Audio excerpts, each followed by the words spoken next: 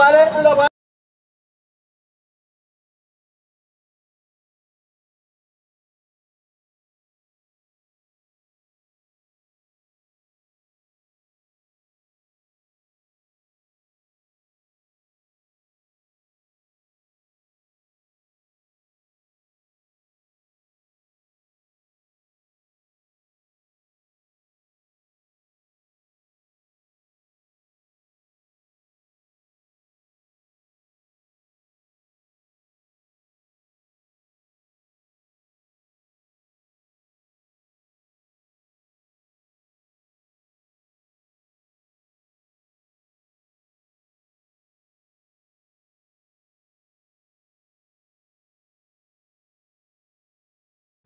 Señor, a comprar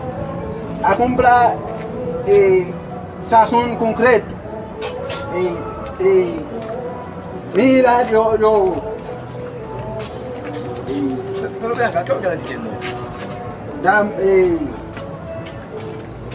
Tú sabes una cosa, para meter en el manger. Cuñala. Sazón completo. Concreto. Não ande concreto. Como é que fala crioulo? Aí você vai para crioulo. Ok. Moi mesmo lá, eu penso que todo mundo é na forma de um bom dominique, um bom aí sem vague business. O conhece se não bem muito bem. O bom aí sem outro empilado depuis eu business. Eu vai falar crioulo. Não, é assim, eu peço que E meu, como é bom usar aqui ele concreto? É para completo. Completo, entendeu? Concreto. Sazón completo. De passar, mira. De passar. Ça me passe, eu dimanche ton bar là, ton cola rouge avec petit bonbon. Ah, ok, cola rouge avec massita. Mira, ça.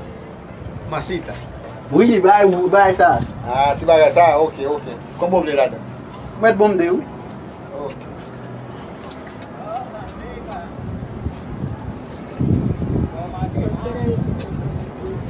Sazón completo, entendeu, garçom? Vous faites venir ici? Ah. Pas grand temps ici. Combien de temps vient ici, garçon? Ah. Pas grand temps ici.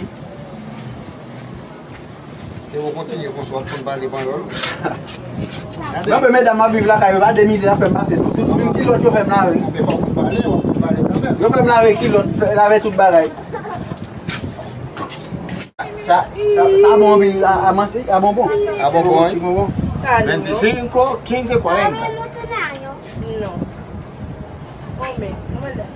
Non, ça a 20 gouttes de limon, bah oui ça. Ah, avec vous? Non, c'est un goutte qu'on aime pas. Ah, vous savez, on va boire le mdou. 20, 35.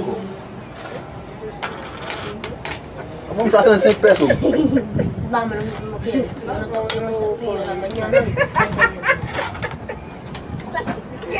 Regardez você vai bagar la plus.